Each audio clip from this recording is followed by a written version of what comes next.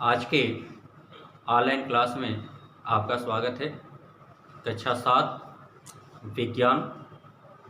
जैसा कि हम आपको कल बता रहे थे कि विज्ञान और प्रौद्योगिकी के विकास से विभिन्न क्षेत्रों में क्या क्या क्रांतिकारी परिवर्तन हुए हैं उसके बारे में बता रहे थे। जैसे आपको औद्योगिक क्षेत्र में कुछ बताए थे, आगे आपका जनसंचार क्षेत्र में क्या क्या क्रांति हुई थी और कृषि के क्षेत्र में क्या हुआ था। आगे है आपका ईंधन के यानी ईंधन के क्षेत्र में क्या क्रांतिकारी परिवर्तन हुआ।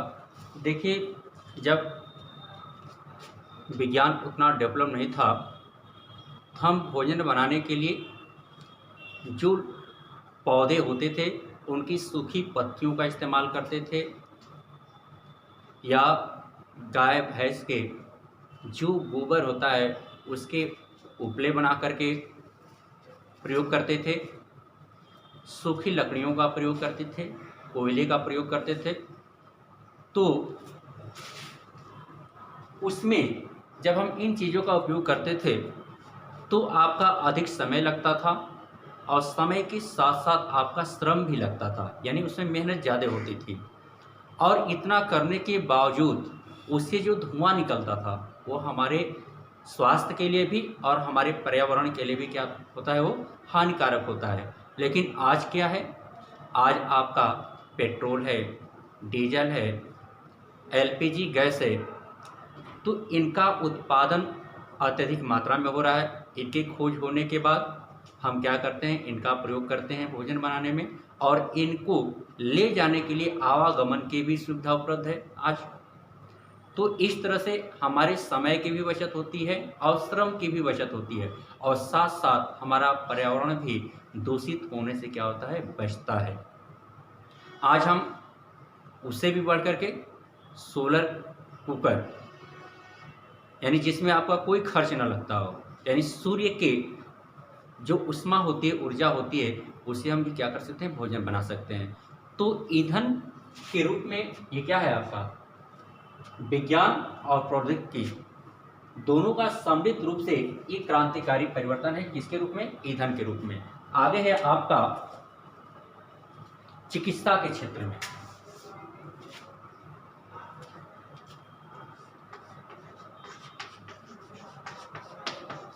चिकित्सा, देखिए, पहले आपका कोई भी बीमार पड़ता था तो न उस समय समुचित इलाज की व्यवस्था थी, न हॉस्पिटल थे, न डॉक्टर थे।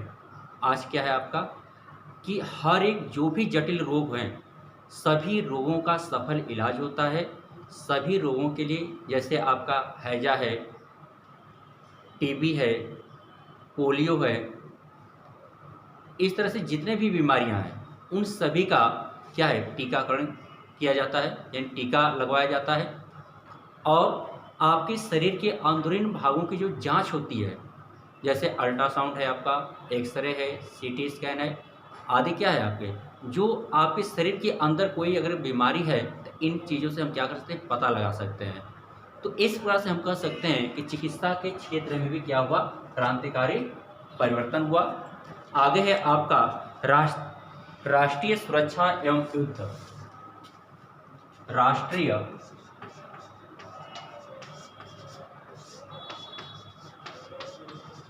सुरक्षा एवं युद्ध।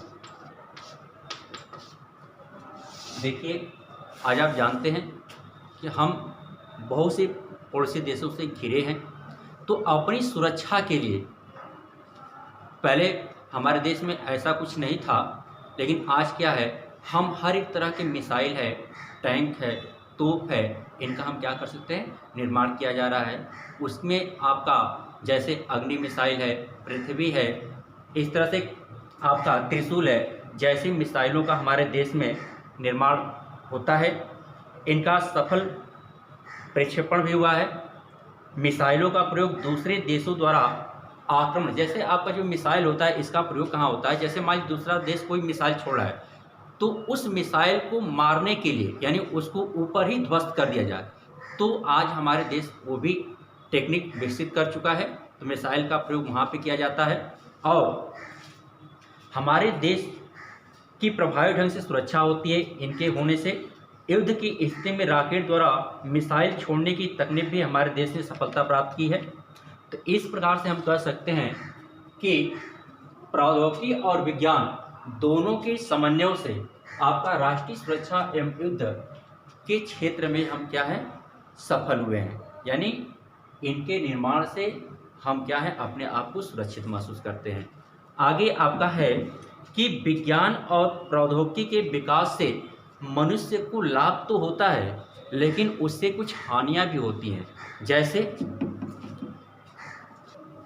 तो वो तो था आपका कि क्या क्या क्रांतिकारी परिवर्तन हुआ है, लेकिन आगे आपका दिया हुआ है कि विज्ञान हमारे लिए लाभकारी तो है, लेकिन हमारे लिए ये क्या है हानिकारक भी। यानी हम इसका दुरुपयोग यदि करेंगे तो ये हमारे लिए क्या होगा हानिकारक भी होगा। जैसे मान लीजिए कि बड़े बड़े कल कारखाने लगाए गए, तो उनसे जो निकलने वाला अपशिष्ट पदार्थ होता है तो हम उसको क्या करते हैं नदी में बहा देते हैं या भूमि पर उसको छोड़ देते हैं।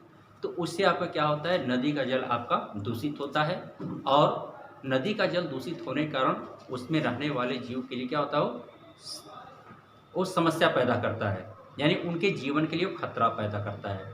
यदि भूमि पर जाता है तो भूमि के लिए भी क्या करता है वो भूमि के लिए नष्ट यानी हानिकारक होता है।